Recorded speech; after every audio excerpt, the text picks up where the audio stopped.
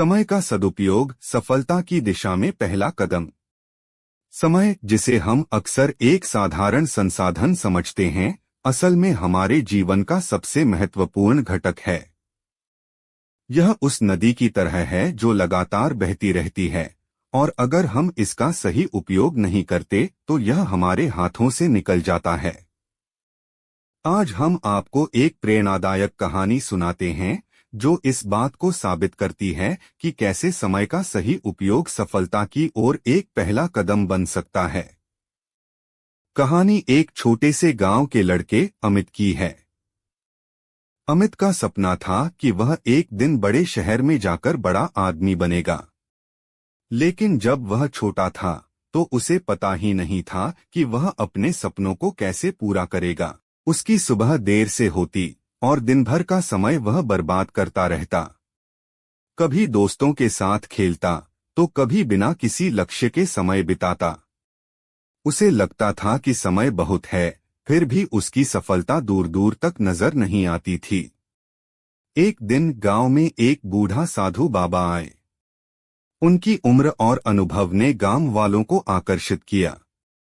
अमित ने भी एक दिन बाबा के पास जाकर अपनी समस्या बताई। बाबा, मुझे सफलता चाहिए, लेकिन मैं समझ नहीं पा रहा कि मुझे क्या करना चाहिए। बाबा मुस्कुराए और बोले, बेटा, सफलता का पहला कदम समय का सदुपयोग करना है। अमित ने पूछा, लेकिन बाबा, समय का सदुपयोग कैसे करें? बाबा ने समझाया, हर दिन तुम्हारे पास 24 घंटे होते हैं। यदि तुम हर दिन कुछ समय अपने लक्ष्य को प्राप्त करने के लिए समर्पित कर सको तो तुम्हारा एक एक दिन सफलता की ओर एक कदम बढ़ने जैसा होगा। अमित ने बाबा की बातों को ध्यान से सुना।